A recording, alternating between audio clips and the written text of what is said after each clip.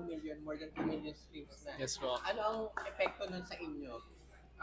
Ano yun po, sobrang saya kasi marami na yung sa maraming tao na nakaabot yung kantang yun.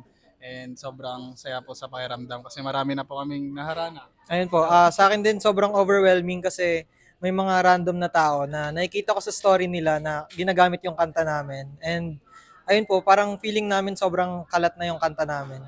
Tama. Ako, narinig ko na yung kanta niyo almost 2 years ago. Sabi ko, ang sarap naman ma-in love. Ano bang, kwento behind Hiraya? Hiraya, Uy, so yung Hiraya po is about someone po na ina-admire mo and siya yung parang biggest sana mo. Yung parang lahat ng magagandang sana mo sa buhay, ayun yung gusto mong matupad, kasama siya. Ganun.